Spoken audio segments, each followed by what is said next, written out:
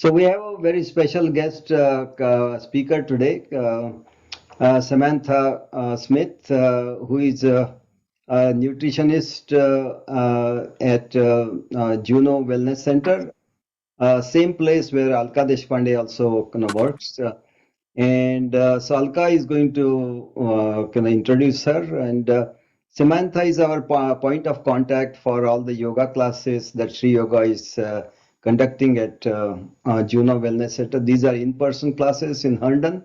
So anyone that is interested can contact me for these classes. And thank you very much, Samantha, for conducting this session. So Alka, go ahead and thank you so much, Kaka. First of all, thanks a lot also for Sri Yoga and Sabnis Kaka to have Juno Wellness as a part of Sri Yoga, giving an opportunity also for us to get connected to the community. And there's a lot to talk about Samantha. I'm going to keep it brief. We are a team of 3 at Juno Wellness, and she's our youngest but most talented member. She is a registered dietitian and nutritionist, and has a very recent knowledge of what is going on in the field because of her recent studies getting completed as well. The best part about her is on just not the registered dietitian and nutritionist. She's most recently completed also her training in the as a personal trainer. So it's like a cherry on the top when you have right exercises to do at the same time what diets to follow. So that's a great combination together, and taking advantage of asking her tons of questions if you have any after the session today. And I'm sure you are all going to love this session. We all love her a lot. She's like she's special to our hearts. All right, it's all yours now, Samantha. Okay, thank you, Alka. You're so kind. I appreciate the introduction. I'm just going to share my screen here. Okay, so like Alka said, I am a registered dietitian nutritionist. I work for Juno Wellness with Alka, and today we're going to be talking mainly about blood sugar balance, when it is most important, and when to know if you do not have blood sugar balance and what to do about it. So kind of how to intervene with your health there. So just a little bit more about Juno Wellness. This is our team.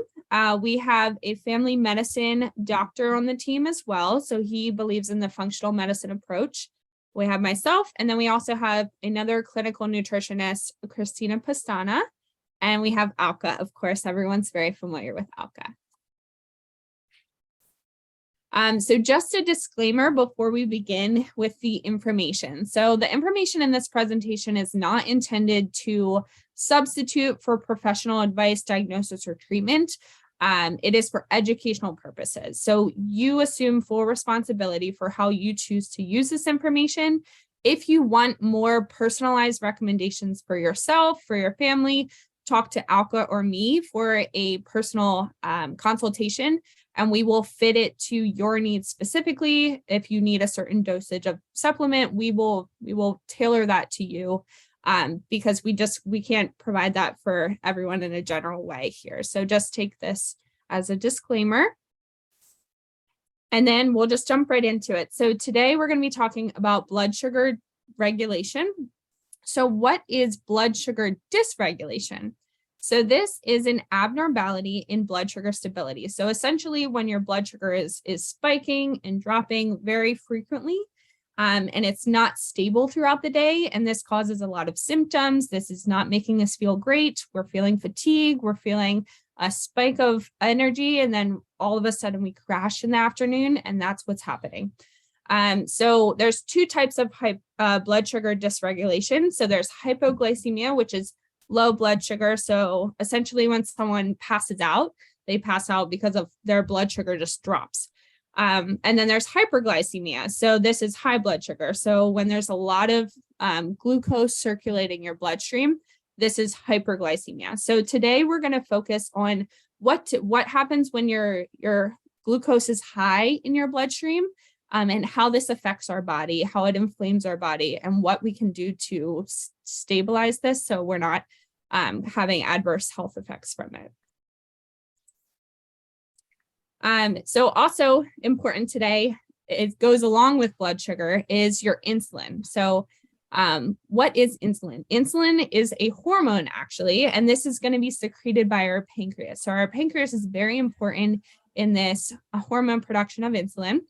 And why is insulin so important in managing our blood sugar levels? Well, it helps the blood sugar, the body's cells, which is where we're going to produce all the energy and be able to use that energy throughout the day. So insulin is really good for making the blood sugar enter the cells. We use it for energy, but it also helps us to store excess blood sugar in our liver. If we say we have a huge carbohydrate meal, we have a lot of food, and it's one of those meals that you're like, oh, I can't move, I'm so full. Well, that's what's happening. We don't need all that energy right now, so we're going to store it for later. And that's what insulin is important for. It takes this blood sugar that enters the cells, and it's gonna save it for later and then bring it back when we go 4 or 5 hours without eating, and it's gonna supply our body with that glucose, all by insulin. So insulin is very, very important, and we want to make sure that insulin is working in our body. But what can happen when it's not is when we have this sugar dysregulation problem, is when this pancreas cannot produce enough insulin. So this is what we usually see with type 1 diabetes. So this is more of a genetic factor. So your pancreas is just not producing enough, or it produces too much and we can't use the insulin properly in the body. This is when we see insulin resistance, which leads to the second type of diabetes, so type 2 diabetes. So this is adult onset diabetes. So insulin resistance is the main factor that leads up to that type 2 diabetes. So it's essentially when we have insulin resistance, we have too much glucose circulating the bloodstream, and it becomes very damaging to our body because your glucose is supposed to be going into your cells. It's not supposed to be staying in your bloodstream. So this is causing a lot of inflammation. It's causing it's wreaking havoc on our body and leading to other metabolic disorders. And just overall, we're not as healthy when we have too much glucose circulating the bloodstream. And then, like I said, so prolonged insulin resistance. So this is this chronic period of inflammation. We have too much blood glucose in the system. This can lead to prediabetes, and then which further we know leads to type 2 diabetes. And then it has an effect on other systems in our body. So it leads to cardiovascular risk, obesity, metabolic syndrome. It just affects our overall health. And that's why managing our blood sugar is first and foremost the most important thing we can do for preventative health, but also just making sure that we're staying healthy overall. I see a question. Oh, okay. We'll take questions. I saw just put your questions in the chat there. Okay. So what's it look like when we have poor blood sugar management? So these are some of the symptoms that you may be experiencing if you don't know you have blood sugar management. You'll see some fatigue, frequent urination. If you're excessively thirsty or hungry, any weight changes. Sometimes it can be unintended weight loss. It can be unintended weight gain too. And then we'll see skin changes, blurred vision, slow healing of foot infections. This is kind of when insulin resistance has progressed more. And then hearing problems too. So it really affects our whole body. Again, why blood sugar management is one of the first and foremost things that we need to do to take care of our health in our body. So the role of insulin, again, we're gonna go through kind of how insulin is helping this glucose get into our cells. So essentially what happens is you eat a meal, the carbohydrates specifically break down into glucose, which is a sugar that is your body's primary source of energy. So our body loves carbohydrates. It loves glucose. Essentially everything breaks down to glucose, but carbohydrates specifically are one of our main sources of it, a quick source of it too. And when glucose then enters this bloodstream, the pancreas responds by releasing this insulin. And then the insulin allows it kind of opens the gate for the glucose to go into the body cells to provide energy. So we need both of the glucose and the insulin to kind of be working together as a team to give us energy after we eat. And then, like we talked about a little bit before, the other role of insulin is to store excess glucose for energy. So like I said, when you have a big meal and you're not really moving a lot that day, you're sitting on the couch, you're not really expending a lot of energy, this is when your insulin levels are high. There's excess glucose that's going to be stored in your liver in the form of glycogen. So glucose is stored as glycogen.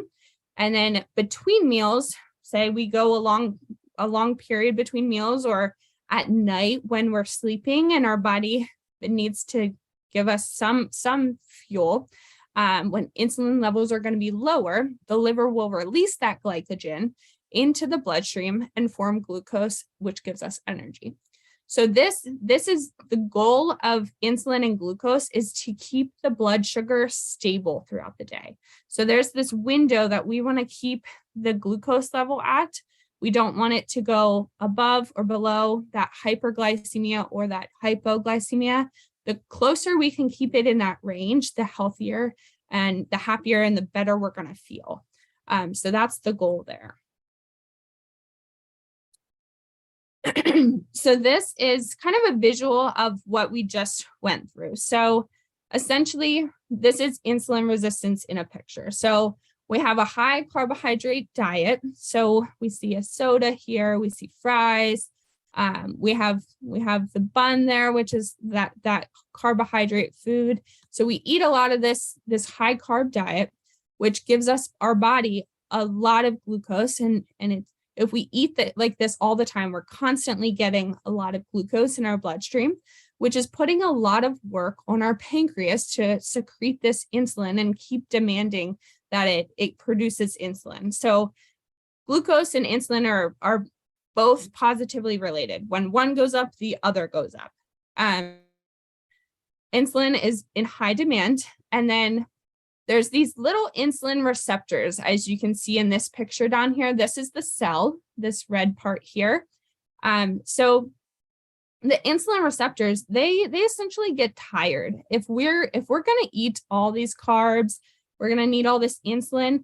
The receptors, they get tired. They go on strike and they're like, I can't do this anymore. You need to not eat so many carbohydrates. So they essentially become resistant to letting the glucose into the cell. So what happens there is the glucose is staying in the bloodstream. It's not going into our cells. We're not getting the energy that we need from our food. And then our cells are starving because they're not getting the glucose.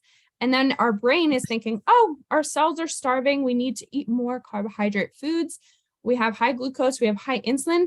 We have these hunger cravings, these sugar cravings. So we eat more high carb foods. And then this cycle just keeps going and going. And over time, chronically, this is what leads to type 2 diabetes. So that's a visual there. I'm a visual learner. I hope some of you are too, and can kind of grasp what's going on here, because it just helps to kind of put it into perspective of insulin resistance, type 2 diabetes as a whole. Okay, so how do you know if your blood sugar is under control? So this is where some tests come in from your doctor, your dietitian, anyone that will do a test for you. I do recommend just being aware of these numbers. It's really important to know. So glucose is measured in milligrams per deciliter. So this can be accurately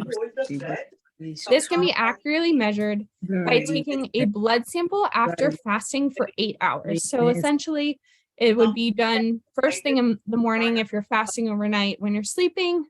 And the results of a normal blood sugar test should be within this range.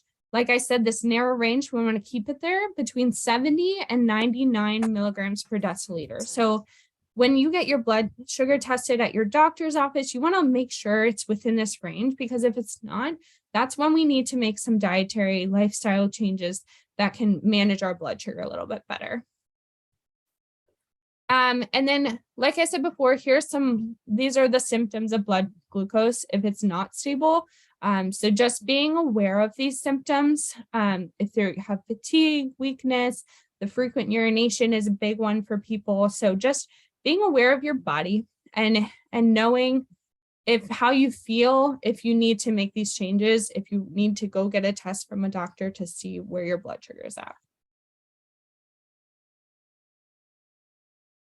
Okay, and then labs are primarily used to assess blood glucose. So when you go to the doctor, what are you going to ask them to test you for? So the big one here that tells you if you have prediabetes, type 2 diabetes, if you're normal, if you're okay, is going to be this hemoglobin A1C test. So this test is kind of a big picture test of your blood glucose over the past 2 to 3 months. This is why it's very widely recognized as kind of telling us if you do have prediabetes or type 2 diabetes, because anything below 5.7%, this is considered normal. Your blood sugar is managed. We're not worried about it. Between 5.7 and 6.4, this is where we need to make some changes. This is pre-diabetic area. So, and prediabetes is reversible. So this is the time to, if you're within this range, we really can make these dietary changes, these lifestyle changes, get you moving more to help with this blood sugar management to pull it back down to this below 5.7. And then 6.5% or higher indicates that you have type 2 diabetes. So this is usually, if you're above 6.5%, usually where you'll have a conversation with your doctor about starting metformin or some blood sugar or some insulin resistance medication to help with that blood sugar management. So usually that's where that conversation will begin. But this is also, we can decrease this number too. So say you go to your doctor and you have 6.5% blood sugar management, but you're like, I want to make some dietary lifestyle changes first. I'm going to go see Samantha. I'm going to go see a dietitian. I'm going to see Alka. I'm going to make some changes first, see if I can bring this number down within 2 to 3 months. And you may be able to bring it down to this pre-diabetic range or even back to 5.7 if it hasn't really chronically progressed, and kind of reverse it there. And then some other labs that are used to assess blood glucose is their fasting blood sugar test. So like I said before, this is the one that measures your sugars overnight. So this 8-hour fasting, usually when we wake up, our blood sugar is the highest, just because we're coming out of that state and we've been releasing some of the glycogen from the liver. But it should still be within that 70 to 99 milligrams per deciliter range, just to make sure. So some levels to look for there. So a fasting blood sugar level of 99 milligrams per deciliter or lower is what we're looking for. We want to make sure that we're below that 100 mark there. 100 to 125 indicates you may have prediabetes, and 126 milligrams per deciliter or higher indicates you have type 2 diabetes. And this is, like I said before, with the A1C, this is where your doctor is going to be talking to you about medications or next steps with kind of bringing that down and managing it. And then the last way to test our blood glucose is glucose tolerance test. This is measuring your blood sugar before and after you drink this very thick liquid that contains glucose. Usually this is going to be seen in pregnant women. This is how they test when a woman's pregnant, if they have gestational diabetes, which is just blood sugar dysregulation during pregnancy. So everyone knows the body's crazy during pregnancy. A lot's changing, lots happening. So this can happen sometimes with blood sugar dysregulation just for pregnant. Usually the test that they'll do for them.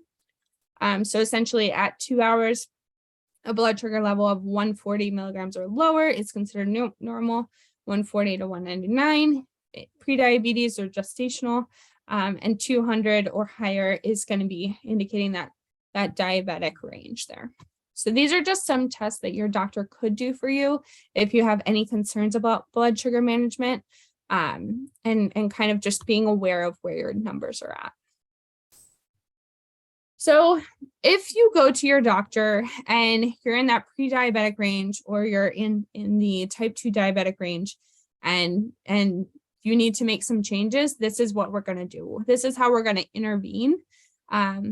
These are general recommendations. Like I said before, these aren't very specific to the individual person. That's what you'll get if you meet with a dietitian specifically. But these are general things that I would do for any patient that is within this range. So first and foremost, we need to include more non-starchy vegetables. So vegetables are wonderful. We want the leafy greens, broccoli, spinach, green beans. We want to focus on those whole foods, and non-starchy specifically. So like squash, corn, they're great vegetable sources, but they do have a decent amount of carbohydrates in them, which can boost up your blood sugar levels and not be as helpful to lower them. Next up, we want to include fewer added sugars and refined grains. So things like white bread, rice, pasta, anything with 2 grams or less of fiber per serving. We want to make sure that we're being aware of that and not consuming too much. Fiber is huge for blood sugar management, because fiber actually helps to break down the carbohydrates slower. Fiber is harder on our body to digest. It keeps us more satiated longer, fuller longer. So it's very helpful in managing that glucose level. Next up, we want to focus on whole foods instead of highly processed foods as much as possible. So you really want to focus on kind of the outskirts of the grocery store, making sure that you're doing whole fruits and vegetables, not a lot of packaged, processed, refined foods. Focus on the whole, the meat, the whole fruits and vegetables, things like that is going to be the focus there. Anything without a ingredient list is a-okay. We want to focus on things like that. Next up, you'll want to plan for regular balanced meals to avoid a high or a low blood sugar spike. So essentially, we want to keep it as stable as possible. So we're not looking to skip meals. We're not looking to eat all our carbohydrates at one meal and then only meat and veg at other meals. Because what that's going to do is, if you eat all your carbohydrates for breakfast, if you have a donut and a bagel for breakfast, and you don't have any carbs throughout the day, other carbs throughout the day, your blood sugar is going to skyrocket at breakfast, and then you're going to crash. And then it's just going to slowly decline, and you're going to have fatigue throughout the day. Whereas if we were to space out that carbohydrate throughout the day, your blood sugar is going to be a little bit more stable. Your energy is going to be more stable. And it's just, you're going to notice you feel better as well. Next up, we want to eat about the same amount of carbs at each meal. So kind of what I was just talking about. So if you want to have a donut at breakfast, have a bite of a donut at each meal, and that's going to space it out a little bit better. You're going to include it with those protein and healthy fat too, which will help the absorption a little bit better. It won't spike your glucose as much. And finally, if this is kind of patient specific, but if counting carbs or using a plate method, these are very common tools that can make meal planning easier. It depends on the patient. Counting carbs can be kind of overwhelming for some people. So I do air this lightly with patients and kind of read if they can handle it, or if it's going to be, because we want food to be enjoyable. We don't want it to be overwhelming or stressful, and which can make your blood sugar spike even more. So we want to keep this as easy and non-stress free as possible. So, but counting carbs or making sure to have similar amount of carbs at each meal is kind of the goal there.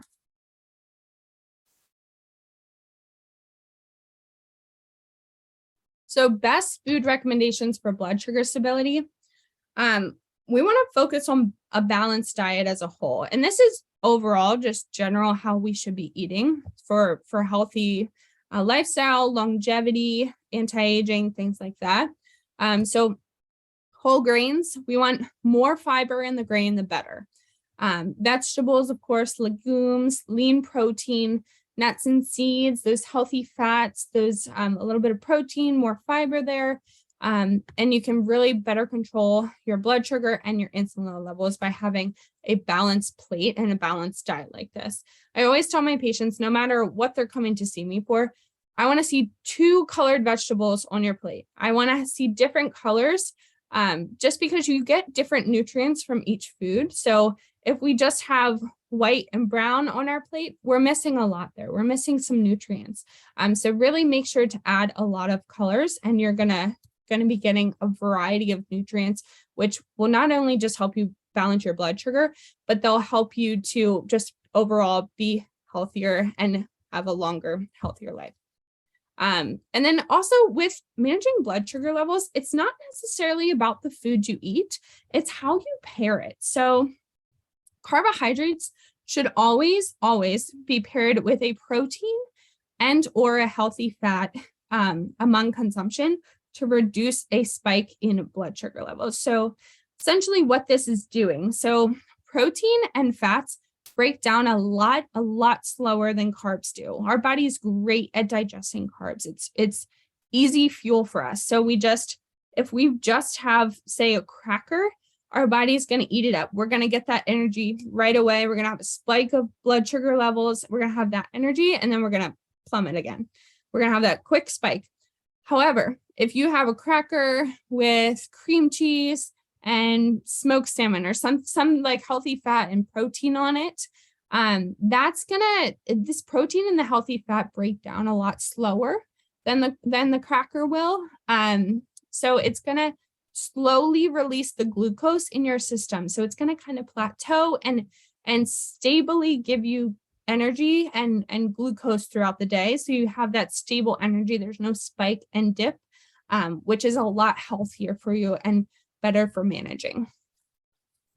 So food pairing is primary especially when you already have prediabetes or type 2 diabetes, because we want to make sure that you're really maintaining that stable level throughout the day.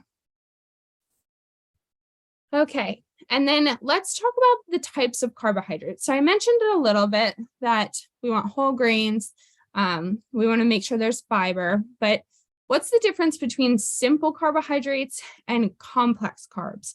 So you may have heard these terms before, but simple carbohydrates, they're digested really quickly. They send an immediate burst of energy into your bloodstream.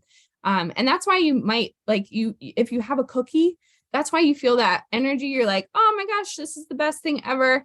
And then you have that crash, that fatigue. You're like, okay, I need a nap now. And then complex carbs, on the other hand, these are digested more slowly. They supply this lower, steady release of glucose into the bloodstream. So kind of like when you're adding that protein and the healthy fat. And this is why we want to make sure there's fiber in that complex carb. So that's what's really going to help this kind of stabilize this release of sugar into our system. If you're trying to manage your blood sugar levels, we want to focus on complex carbs. If you already have prediabetes or type 2 diabetes, 100% all your carbohydrates should be complex carbohydrates. So what this is kind of saying here, oh, there's a typo, I apologize. But it says glycemic index. So you may also have heard of this term before, but this is essentially the rating system for foods containing carbohydrates. So it shows how quickly each food affects your blood sugar glucose when that food is eaten on its own. So this is not including that protein or the healthy fat. So foods with a high glycemic index score contain carbohydrates. These simple carbohydrates that are rapidly digested, they cause a sharp rise and fall of your glucose, whereas the low glycemic index, so the low GI score, contain those slowly digested carbs. So like I said, the complex carbs, which produces that more gradual and relatively slow rise in the blood sugar and slow rise in the insulin levels, which is what we want our body to be doing. We don't want any spikes. So here's a visual of that. So you can see here. So these high GI foods, this is the simple carbs. That's the spike that it's causing in our system. And then on this side, you can see this is your blood glucose over this time.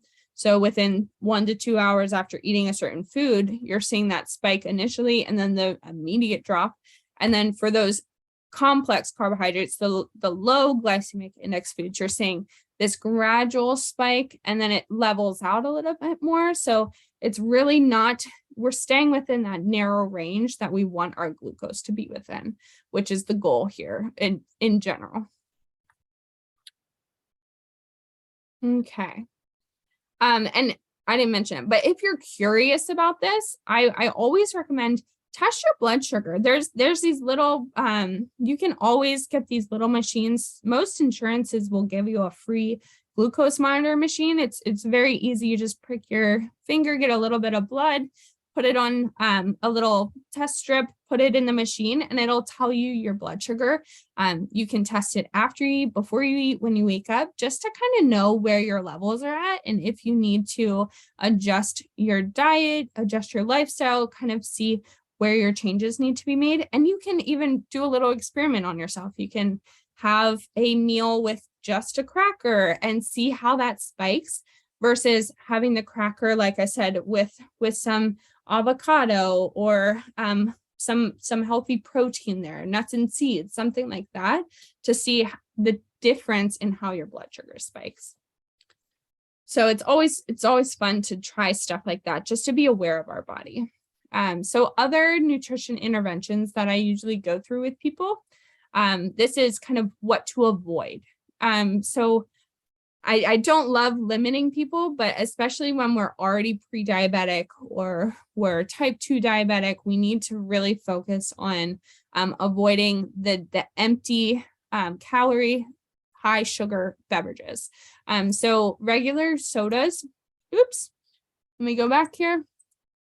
So we want to avoid regular soda, fruit punch, sports drinks, sweet teas, other sugary drinks, and we want to choose water or calorie sugar-free drinks, especially. So what I usually recommend here is always look at the ingredient label on these types of drinks and look at the added sugar. I want you to look at how much added sugar is in this drink. If it is I would say if you're pre-diabetic or you're diabetic, if it's above 2 grams of added sugar, I would not drink that for you. If you're just trying to manage and just stay overall healthy, if it's above 5 grams of added sugar for this drink, I would stay away from that as well. So anything 5 grams or below, if you're pre-diabetic, if you're really watching your glucose, 2 grams or below, or just choose water, or any like tea or something that's not going to have any sugar in it. Also, we want to cut back on those high calorie snack foods and desserts, such as chips, cookies, cakes, ice cream. So these are all those simple carbohydrates that we were talking about. So these are the foods that have that really high glycemic index. So those are going to spike immediately and then cause you to crash. I know they taste amazing, but in the long term, these are not going to be beneficial for our body or our blood sugar management. So we kind of have to have that delayed gratification of making the healthy choices now, staying disciplined, so that we can live a healthier, happier, longer life, and really look out for things like that. Next up, we want to replace bad fats from fatty meats, full fat dairy, lard, butter, sour creams with good healthy fats like avocado, olive oil, olives, things like that. This is overall just a good health recommendation, but just focusing on what you're putting in your body, not doing a ton of these, like I said, the fatty meats, the full fat dairy, can really just make sure that you're making those healthy choices, and not getting overweight or anything that may contribute to this insulin resistance or blood sugar dysregulation. And then this is different for everyone, but keep portions not necessarily small, but like keep them to the level that your body needs. Let's not overdo it. Let's really enjoy our food. Let's not rush to eat it. Let's make sure that we're again, enjoying the food and we're not overdoing it. Because in the long term, this is not beneficial. So how do we kind of measure portions? This is one of my favorite things for measuring portions because it's so easy. And we can do it with our hands. We always have our hands with us. Just kind of making sure that we're, one, getting enough for our body, but also not overdoing it. So, and it's cool too, because everyone's hands are different sizes because it's individualized to you. So if you have a larger hand, you need a little bit more portion for your body and your macronutrient needs. So a cupped hand like this is 1 portion of raw leafy vegetables. So you don't necessarily have to hold the food in your hand, but you can just hold it next to it and kind of see, okay, that's 1 portion, 1 serving. A closed fist is 1 portion of starches such as rice, pasta, potato, 1 portion of fruit. So if you're looking to have 1 serving of fruit or starches with each of your meals, like we said, spacing out the carbohydrates throughout the day, try to do 1 closed fist. And of course, we want to make sure these are complex carbs. So whole grains have a lot of fiber, things like that. And then 1 palm is 1 portion of protein, such as fish, meat, poultry, something that's that lean protein source.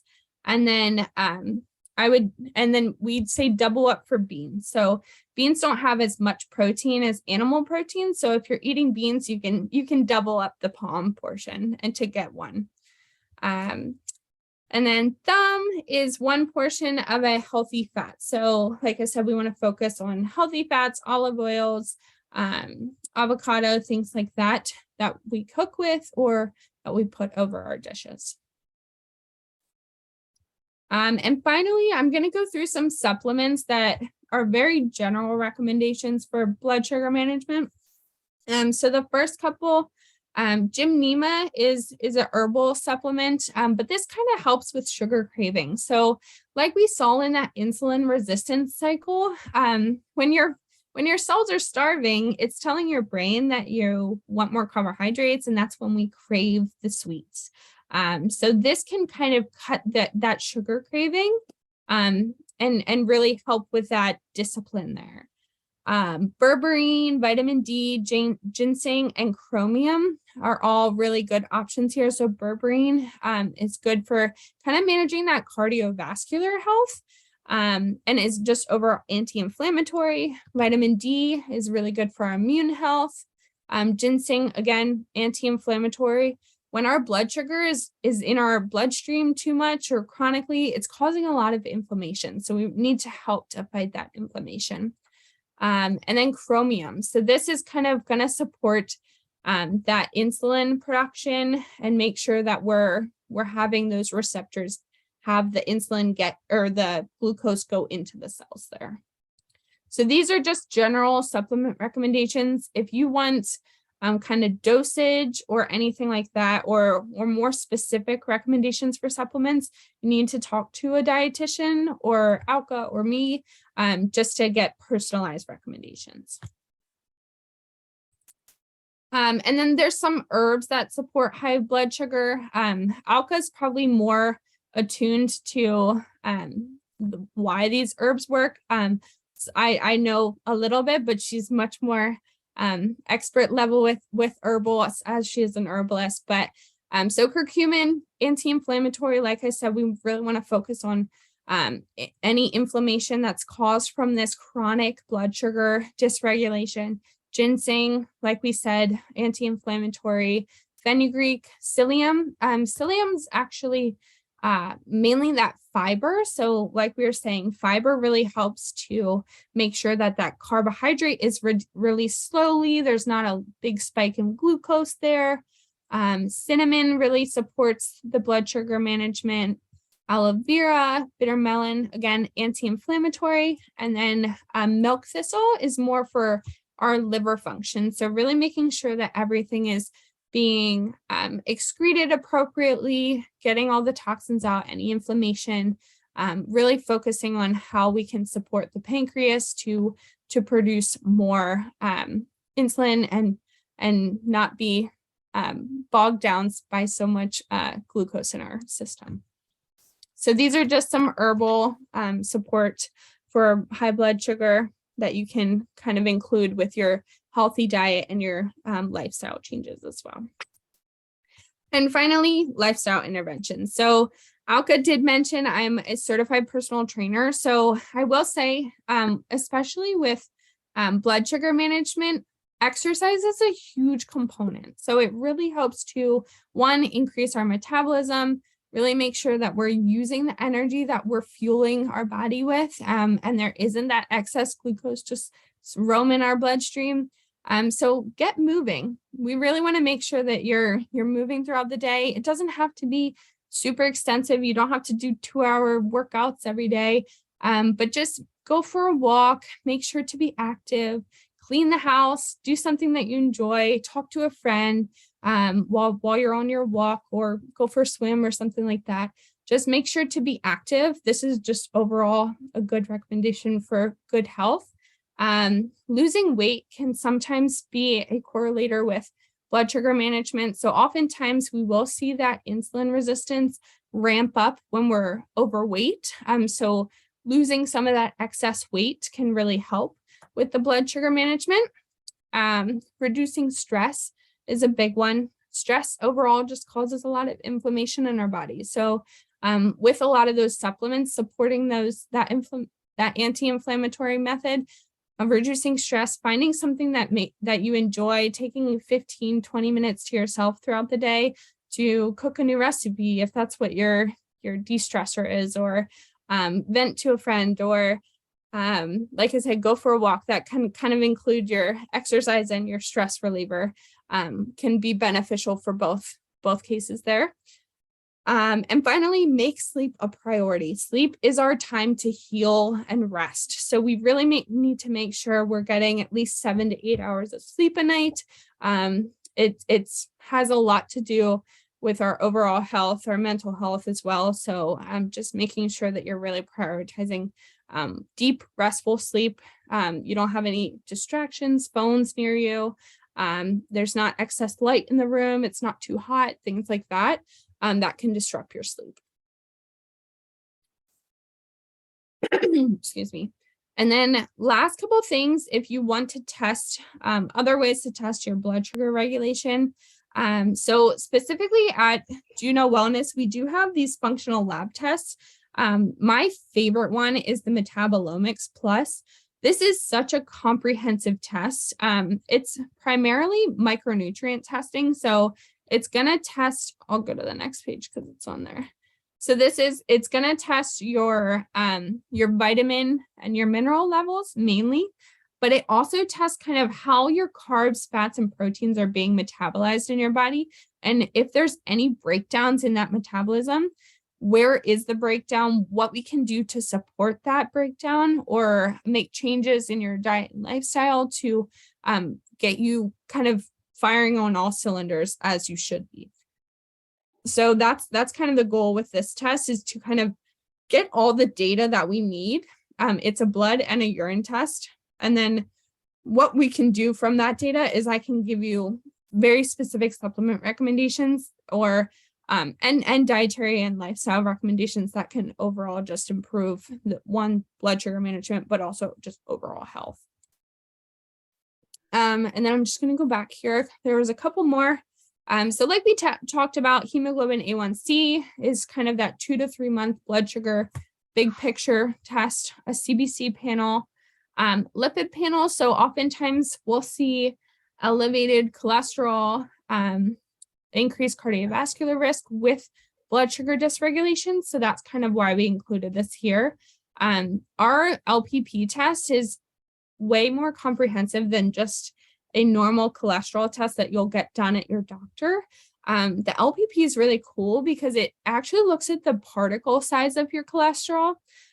So there's essentially two different types, or there's bad cholesterol and healthy cholesterol. So there's LDL and HDL, but it's going to look at the particle size. So if it's large, fluffy cholesterol, this is not as scary as this small, dense cholesterol, which actually is easier to get into your plaque in your artery, or in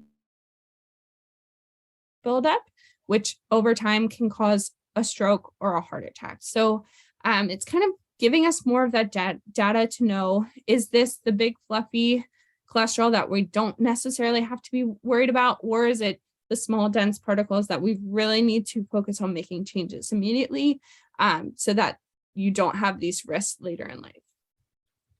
And then we talked about the 2-hour glucose tolerance test. Okay, and then that's metabolomics, as we talked about.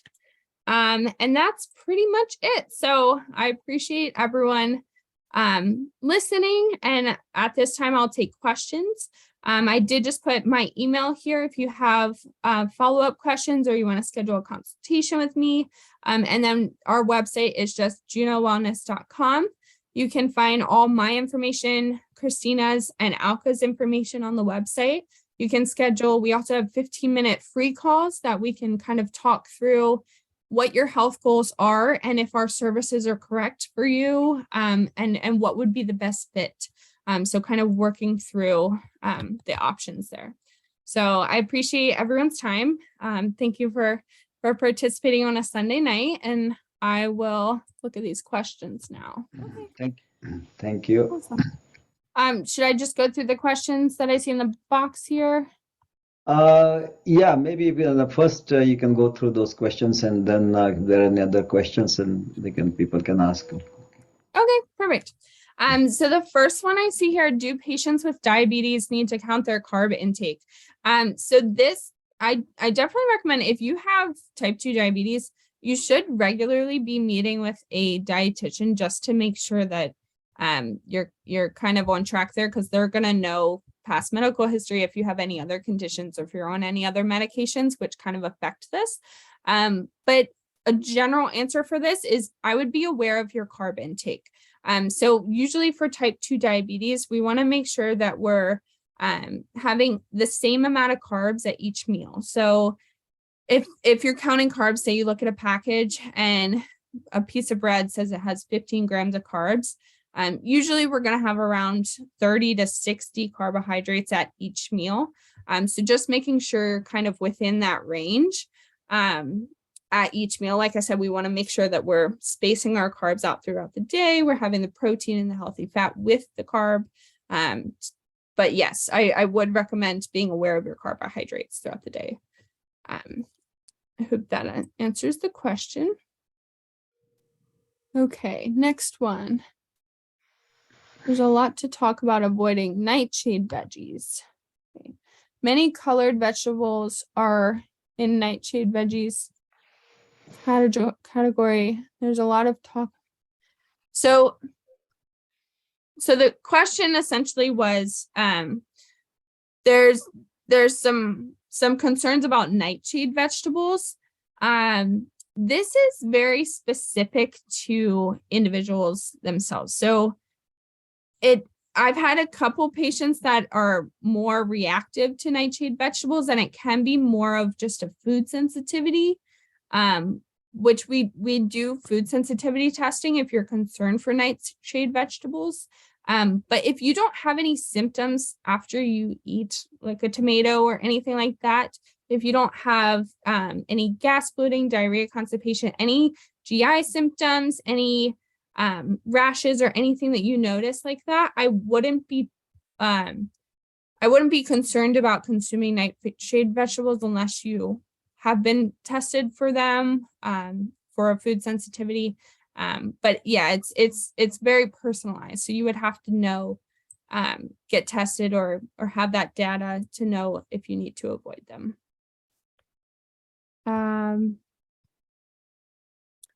Next question, can you please give more examples of vegetarian proteins?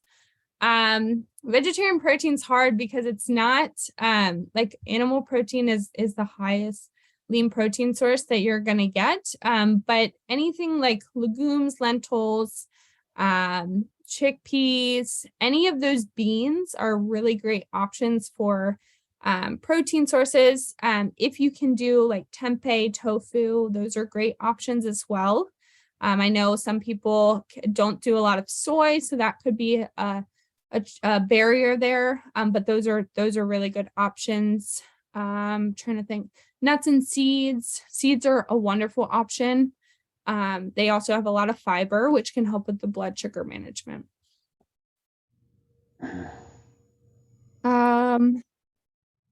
What is a good glucose test number if I am awake late at night? Sometimes I eat light snacks before sleeping. So like I said, we want to keep your, if it's during the day, it depends. So we want to make sure that your glucose is within that 70 to 99 milligrams per deciliter range. So that's kind of the goal range there. And it's okay to have a light snack before sleeping. Just make sure that, like I said, you need to pair your carbs with a protein and a healthy fat, just to make sure that there's a slow release of the glucose and you're not spiking your glucose right before bed, because that can leave you waking up really hungry and have those cravings, because your body was practicing that insulin resistance at night. Okay, next one was, do you have some tips, do you have some tips about bringing A1C down to normal level, especially when it's jumpy, other than medicine? So this is largely diet and lifestyle. So including more movement throughout the day, I would say at least 150 minutes throughout the week. Like we talked about, jogging, walking, anything that's getting your body moving helps with that blood sugar management. And then diet. So like I said, spacing out the carbohydrates throughout the day, pairing them with proteins and fats, making sure to get a lot of fiber throughout the day. So if you're doing those vegetarian protein options, those are a ton of fiber. So the lentils, the legumes, all those beans have a lot of fiber around them. So that's really helpful in managing that A1C level. And just being consistent, like you can't just do something for a week. You need to do it for months, because this is your life. You need to be consistent with these healthy habits, because this is going to make all the difference. Okay. Being a vegetarian, can we add protein powder? Yeah, of course. There's a lot of great pea protein options out there, soy protein options. We have a couple at the pharmacy as well, Juno Wellness. So if you're in the area, I'm always there, so I can recommend a pea protein to you. Another one that we don't have it there, but is one of my favorites. It's called Own Protein Powder. It's OWYN, and it's I use it. I think it's the best pea protein powder I've ever used. And it doesn't have a lot of like additives or added sugars, which is beneficial if you're trying to manage your blood sugar. Okay. What is the average daily recommended B12? Is B12 important for blood sugar? So I can't really say about recommending for B12 because I don't know you or your past medical history. I'll just speak to, is it important for blood sugar? So B12 is more important for energy production in our body. So it is important in our cells. Usually B12 specifically, if you're a vegetarian, I would say B12 is a great supplement to take because B12 is primarily sourced from animal protein. So if you're not eating animal protein, you're not getting a lot of it in your diet.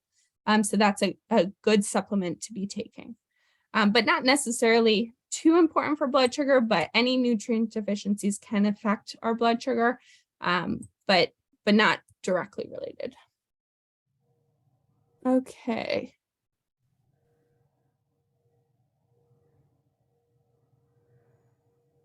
The new A1C guidelines from CDC for 70 and over healthy adults indicate 7 to 7.5. Your thoughts? I actually didn't know that. So that's news to me. I think that's interesting that it's age specific. I think they're just essentially saying that a lot of those geriatric patients are just already in that type 2 diabetic range. And it's just over time, when you chronically have that insulin resistance, it builds up and people just naturally get in that level. That's my thought on it. I didn't know about that, but I wonder if they're not giving people medication until they hit that 7% point for the A1C, just because so many people are type 2 diabetic now, and maybe resources are low or something, but that's interesting. Okay. Do you have any special program for maintaining sugar levels and regular consultation till needed? Yeah, so this is my job. So essentially what happens with my patients is we meet initially for 60 minutes. I get all your past medical history. Like I was saying, I need to know any other conditions that you have, any other medications you're on, what your diet is actually like, and how we can make adjustments, tweaks that are more conducive to managing blood sugar levels. And then we do follow-ups as needed. Usually it depends on how much accountability my patient needs.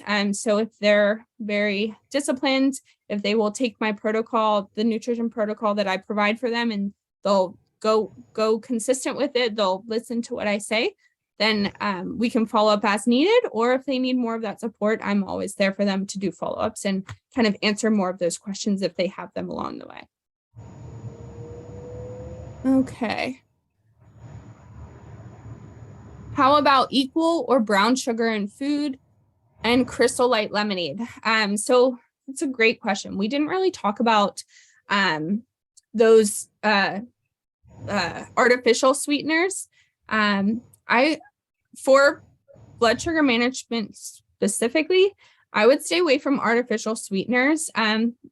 It gets a little hazy in that respect because there's no added sugars in them. There's no calories, so people think it's okay to have them. However, artificial sweeteners there's research done, they're 200 to 600 times sweeter than actual cane white sugar or brown sugar. So this is just making the craving worse, because sugar is very addictive to our body. So when we have something sweet, even though if it's not spiking your blood sugar, it's still increasing that palate for sugar. And you're just going to crave it more and more. And like fruit isn't going to taste as good because your sugar level is up here because of the artificial sweetener. So I would stay away from like Crystal Light. If I would recommend brown sugar, if anything, if you're trying to manage blood sugar levels, let's keep that to a minimum. But if you have to do something, I would do brown sugar. What about date sugar or coconut sugar? Are they really healthy substitutes? Yeah, these are great options. So these are healthier options than that brown sugar or that white refined sugar. So I would, these are even better options. So I would choose those.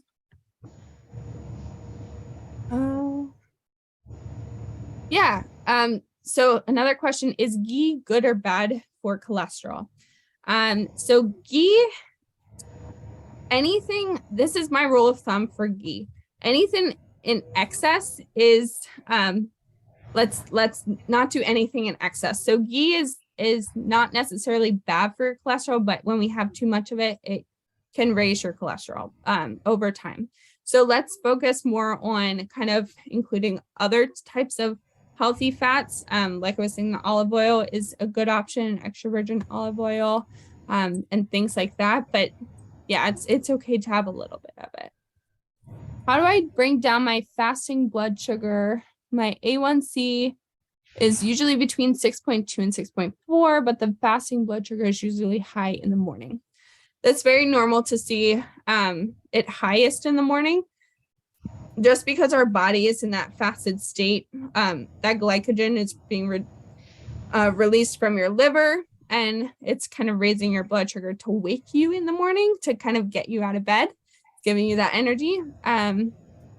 But overall, just what I was saying in the presentation, he recorded it, so you'll have those slides to kind of go through the nutrition interventions, but really focusing on high fiber foods, multi-grain, complex carbs, pairing your carbohydrates with the protein and the fat, spacing your carbs throughout the day, and then exercise. So all of those, just staying consistent, and you'll see those numbers come down there. Okay. Okay, that's all I see for now. Is there any other questions? Samantha, I got a question for you. How familiar you are with our Indian vegetarian meals when somebody consults with you? Are you familiar with all the intricacies of Indian vegetarian food versus typical American food? You know, sometimes things are not look the same. So how do we handle, you know, if you can guide something? Thank you. Yeah, that's a good question. So yeah, I'm not as versed in it as probably Alka is. She knows all the Ayurvedic cooking and things like that. But I really try to get down to the nitty-gritty with my patients. So when we do that initial consultation, what we'll do is we'll do a dietary recall. So essentially it's you explaining what you eat to me. So I will go through, you'll tell me a meal, and if I'm not familiar with it, I'll say, okay, what's in the meal? And you'll tell me the ingredients, and then I can kind of break it down that way. Because food is food, and if I can just have a little help of kind of breaking down the meal, I can know if it's beneficial, not beneficial, if we need to tweak some components of the meal to kind of help with that blood sugar management. But yeah, so I'm familiar, but if I don't know a certain meal or dish, that's kind of where we work together so that I can best provide my nutrition service for your meal specifically. Okay. Thank you. Yeah. Mr. Guha had a question. Now, Shriji, thank you so much for this lovely presentation. Ms. Samantha, thank you so much for so much of knowledge. One simple question I had, I'm diabetic type 2, and a couple of my doctors have said have 5 small meals a day. Now, there's always one thing that, is that the right thing or not? And when they say small meals, small is a very relative term, especially when you're hungry, you don't know what to do, and you're at work, and work snacking with customers is difficult. So should I keep something? Ideally, I used to keep a cracker and cheese. Now you do see cracker as sodium. So these are the things, I'm not going too deep into it. You have to have fun also living life, but what is the right balance? Is it vegetables that I keep, or keep an apple, or as a one of the break snacks, which I can keep in my office fridge and come and eat, which is harmless, which won't spike it. The problem is it keeps going up and down, like mango season now. Whether mangoes go down, I don't know.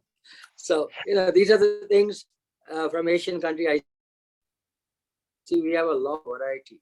So what will be the optimum? And if I don't eat, sometimes I feel hungry. So, it is a little, I think I've understood my body well, but to make it a little clear, is 3 meals a day good, or 5? Can I break it up? And what time should I stop before I go to sleep? Is it 6:30? Because I come home at 6:37. I leave at 7:45. So sometimes, I know there is no optimum right rule suggested by anybody. But what do you feel should be a good thing for somebody like that? Yeah, of course. That's a great question. So with my patients, I usually do 3 meals a day. If you are getting hungry in between meals, of course, have a snack.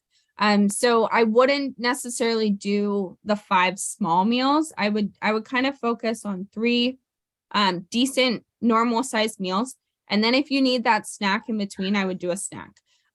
With the fruit, like you were saying, like an apple, that's going to spike your glucose. So that doesn't have enough fiber.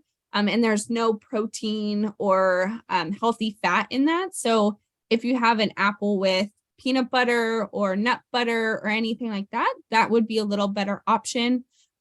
Or if you have, like you were saying, mango, If you have mango with yogurt or something like that, that could be a better option as well. Just to include more of that protein that's going to slowly release the glucose and not have you spike and be hungry again.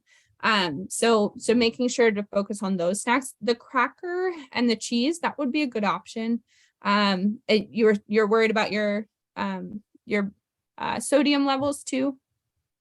See, the question is, I stopped worrying now because stress is one big factor that keeps it going. If I check it every day and that time it's high, oh my God. So I've understood to manage it well. It's only the question of timing and what is the right food. Even if you can suggest some 10, 15 that these you can have, like, salads. If I can eat a lot of it, we still won't spike it up and down. Can I do that or not? Balanced meal. What is good that will satisfy my appetite or hunger and make it feel good. Yeah, so salad's a great option because it's a lot of fiber, a lot of vegetables. The only thing with just a big salad is it's not going to satiate you. It's not going to keep you full for that long. So again, that's where you throw avocado in there, if you do chicken or something like that, or lentils on top, quinoa, something that's going to give you some protein there. That'll keep you a little bit fuller. I can't necessarily give you a list right now, but I understand. Yeah. And then also I didn't answer it before. You mentioned how long to wait before you go to sleep after eating. My rule of thumb is give your body some time to digest. So I would say anywhere between 1 to 2 hours, giving your body some time to digest before you lay down to go to sleep. Also, if people have any acid reflux, this can give them some time to digest and not lay down and exacerbate any acid going back up. But yeah, so 1 to 2 hours just to make sure that it's more about digestion. It's not necessarily your blood sugars at that time, but yeah. Last question. My wife today, we were out and she says, why don't you keep a pack of this berry mix? What do you get? Frozen in your fridge. She has a small shaker thing. She is just at work, just put a few things, put some water, have a twist and have it. Is that okay? Is that sugar or no? Is it just berry? There are 4 or 5 kind of berries you get in Costco. The frozen ones. Okay. They say no added sugar, no sugar, nothing. But I know fruit has sugar. So yeah, fruit, it's naturally gonna raise your blood sugar. So again, pairing it with the protein and the fat. So if you have a little blender or something, is that what you're saying?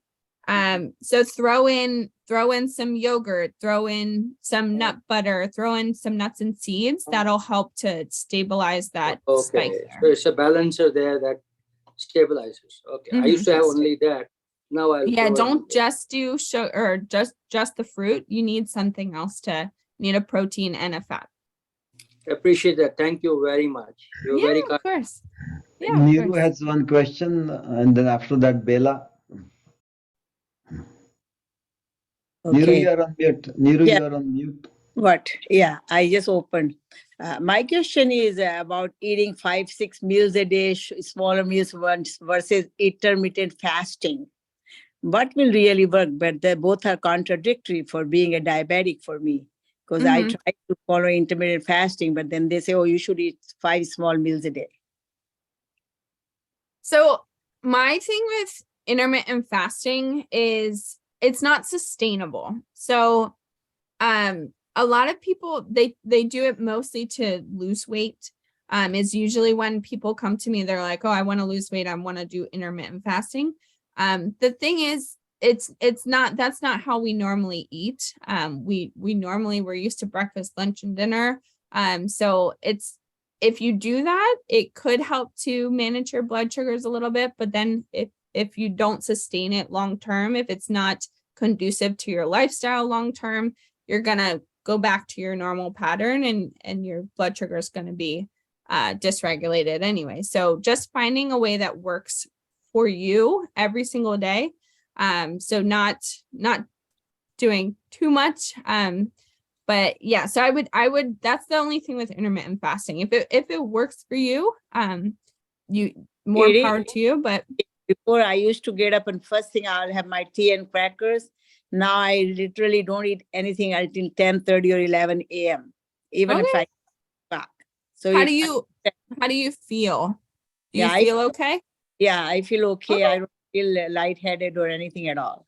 Okay, well then everyone's different too. So that's why it's a little tough to give you specific recommendations, because I really don't know a lot about your history, about your current health status. So but it's individualized to you. So if you can sustain that, if you feel good doing that, if you feel like you're getting enough food throughout the day by doing that, enough nutrients throughout the day, then I don't see why not. Because we have one of the program who is also part of our Shri Yoga, Dr. Pattarkine. When I was doing his program, my sugar was so much in control, extremely. I hardly I will say in 2 months, maybe once or twice, it Mhm. went. Other than that, every time I did the test, and I do my test 2 to 3 times a day. Good. And different timings even. That's great. Morning fasting, and in addition to do 2 more, I do different hours. Now sometimes before meals or after meals or in between even. Mm-hmm. Well, But then I should continue with the intermittent fasting, because I try not to eat too often. Because I mean, every time I eat, that's what I learned. it goes up every time you eat. Yeah. Yeah. Yeah. Well, that's very normal. So naturally, every time we eat our anything that we eat, it's going to be broken down eventually into glucose, and that's going to spike a little bit. Oh, I try to eat less often, not 5 meals a day. I usually eat 3 to 4 meals a day at most. Okay. Well, as long as you're nourishing your body, as long as you're getting enough you're getting enough food throughout the day, I'd say do what works for you. It seems you have a good system, and the fact that you're testing your glucose and you're seeing the spikes, Yeah. I think that's very good that you're managing it like that. Okay, thank you so much. Yeah, of course. Next, Niru. Excellent talk, Samantha. I had the same thing what Belaji asked you about intermittent fasting. So continuous doing the intermittent fasting is helping in the lower the blood sugar. It can, yeah, because it's usually our blood sugar is the highest in the morning, because our like I said, your liver is secreting that glycogen, which kind of gives us that energy to wake up. So that's why it's usually higher. So just giving yourself a break in that morning, like she was saying, she doesn't eat till 10. That can just, you have that sustained glucose all morning. But yeah, it like I was telling her, it's what works for you. So intermittent fasting it's not easy for everyone or conducive to everyone's lifestyle. So you have to do what's best for you. If you work better having 3 meals a day, and that's the best for you, or if you can do intermittent fasting and have 2 meals later in the day, it's really making sure you're getting enough nutrients at all of those meals. But the timing is not necessarily that it's not give or take with the timing. So in both the meals, the complex carbohydrates and the, like you said, that mix with the protein, it should be done like that way, right?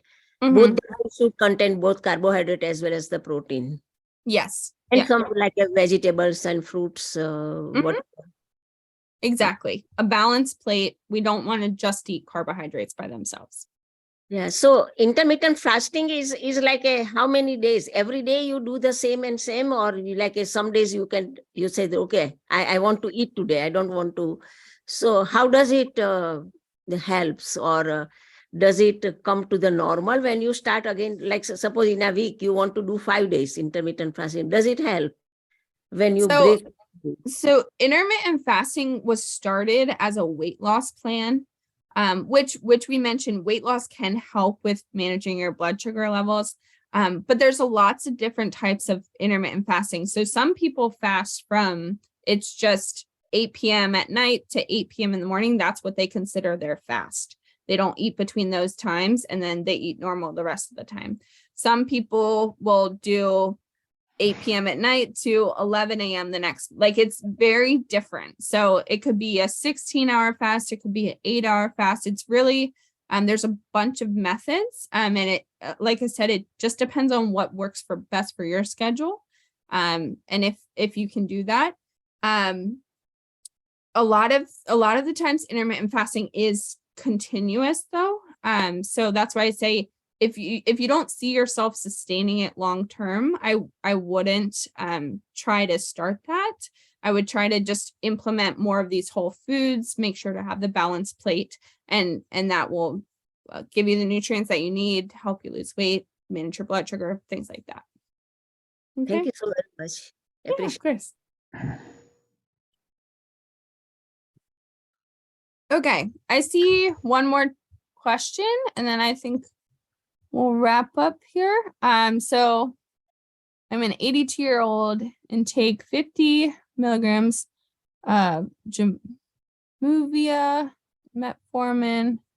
A1C is 6.5, fasting sugar.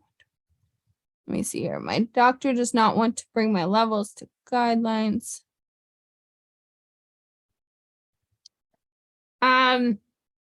That question's very, very specific. I'm not sure that I can answer that just in a general way. That I would recommend you talk to a dietitian to help with managing bringing your levels back to that guideline there. Me or Alka or another dietitian can help you specifically with those recommendations. Yeah, Ram, I suggest you can contact Alka if you need. I can give her contact number to you. And again, Samantha also works in the same office, so you can talk to her also. But this will need more information and more details about your issue.